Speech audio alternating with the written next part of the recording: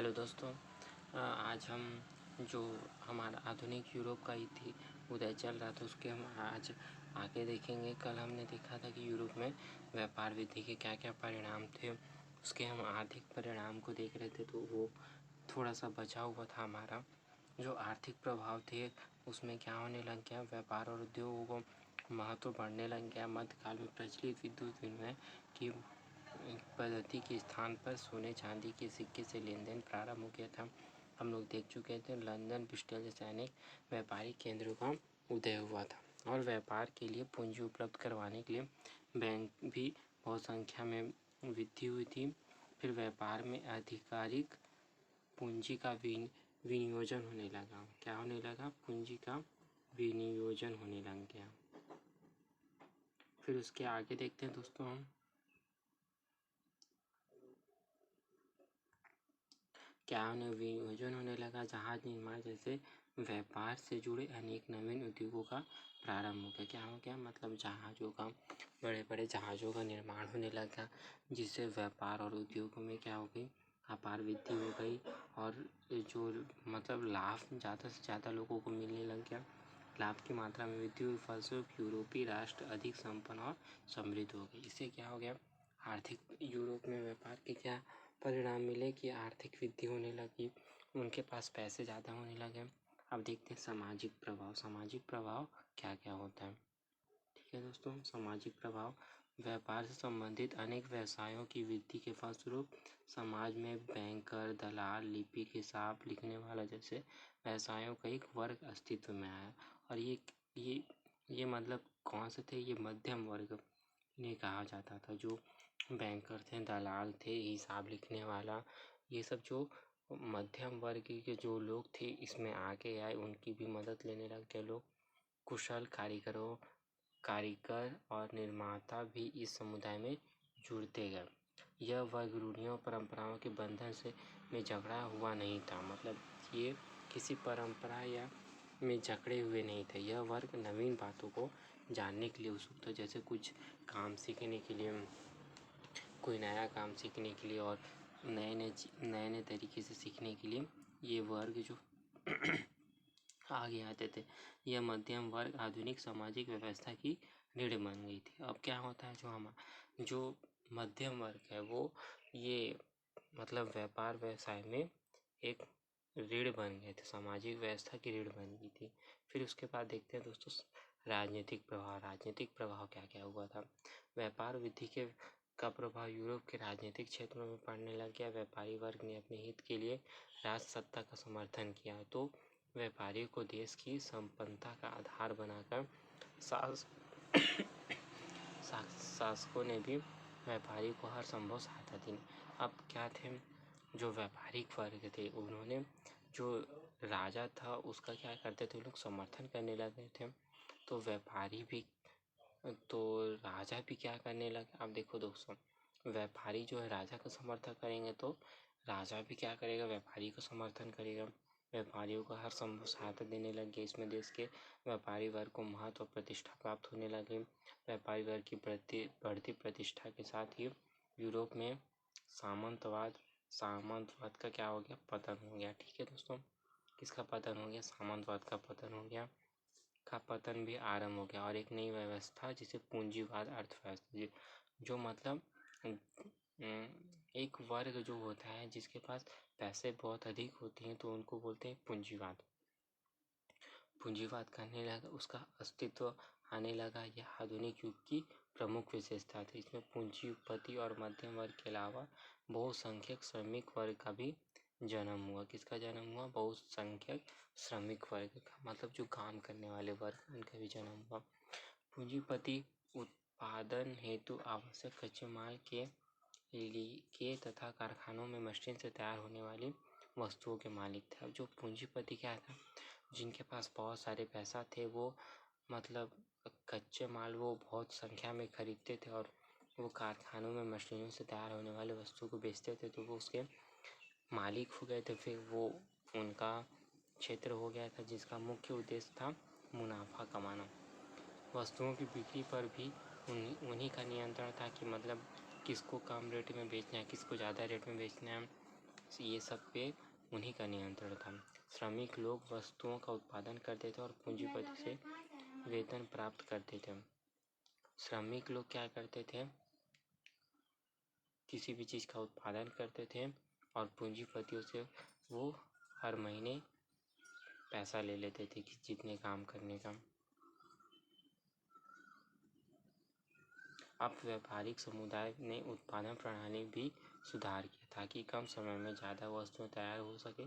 पहले कारीगर अपने सामान्य औजारों से अपने घरों में ही अपने परिवार के साथ सदस्यों की मदद से काम करते थे। फिर क्या हो गया, उनके आवश्यक कच्चे माल व्यापारियों से प्राप्त होता था, किंतु यह धीमी घरेलू व्यवस्था बाजार की लागत लगातार बढ़ती मांग की पूर्ति करने में समर्थ नहीं था। फिर क्या होता था दोस्तों, जैसे पहले घरों में तैयार किया जाता था माल, तो उससे क्या होता था, बहुत धीमी व्यवस्था से कपड़े तैयार होते थे। जैसे आज मशीन के थ्रू 50 कपड़े तैयार हो रहे, 100 कपड़े तैयार हो रहे, तो धीमी गति से कम 5 या 10 ही हो पाते थे।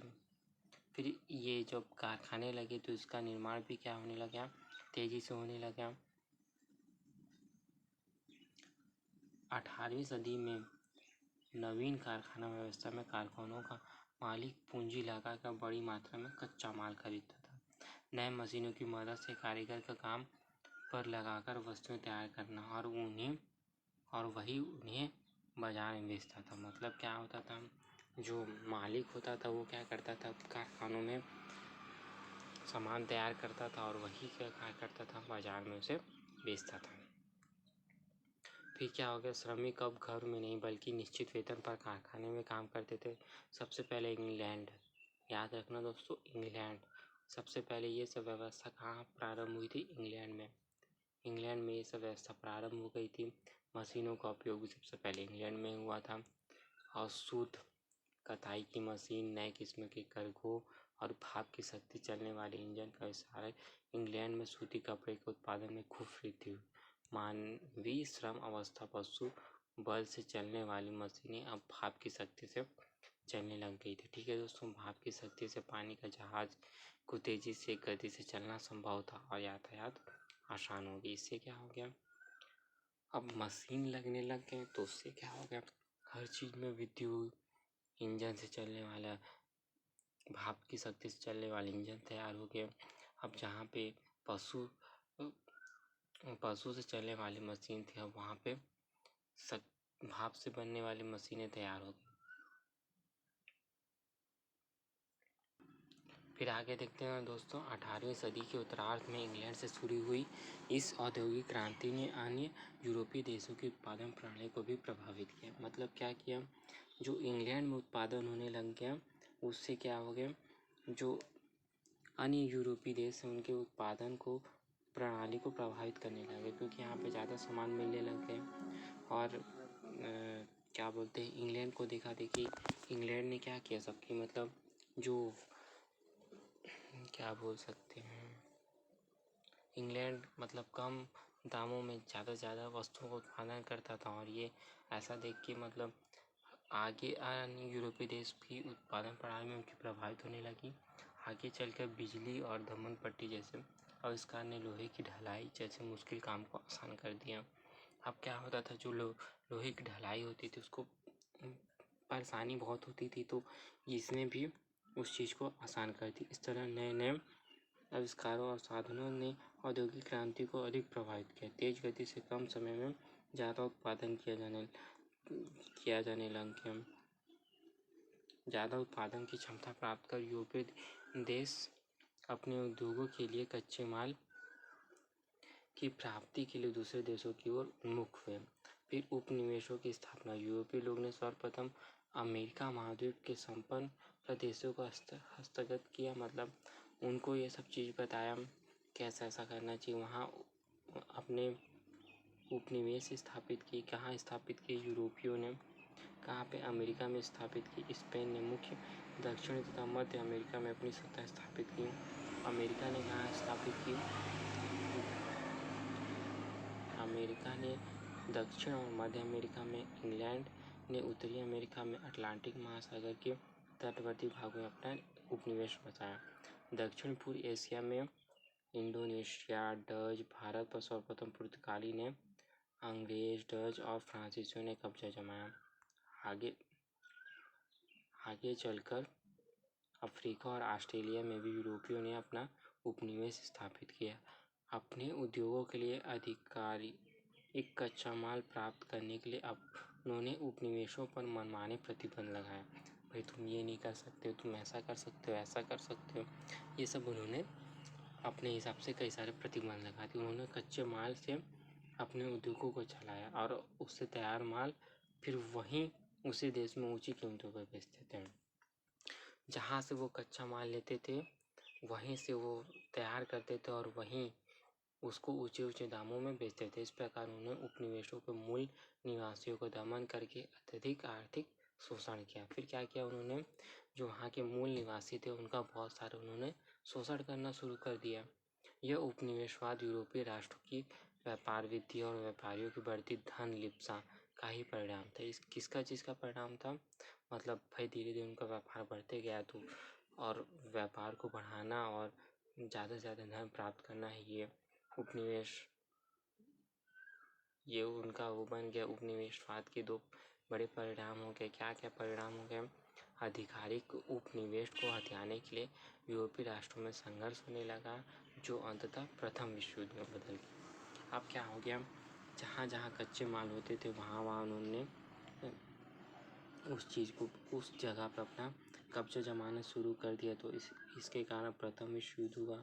फिर दूसरे, अपने अधीनस्थ उपनिवेशों पर अधिकार जमाए रखने में यूरोपीय शक्तियों ने वहाँ की जनता को अशिक्षित पिछड़ा वर्ग बनाए रखा। क्या किया, उन्हें पढ़ने लिखने नहीं दिया, जैसे थे अशिक्षित ही रहने दिया, उनको पिछड़ा बनाए रखा ताकि वो ज़्यादा से ज़्यादा अपने पैसे कमा सकें। अगर वो शिक्षित हो जाएंगे तो उनको फ़ायदा नहीं होगा। औपनिवेशिक राष्ट्र के समग्र संसाधनों का न सिर्फ भरपूर शोषण किया बल्कि वे अशिक्षा और पिछड़ेपन के गहरे गर्त में भी डूबते चले गए। ये दोस्तों हमारा आधुनिक यूरोप का उदय समाप्त हो गया। अगली क्लास में हम इसका सेकेंड चैप्टर देखेंगे, भारत में ईस्ट इंडिया कंपनी का शासन।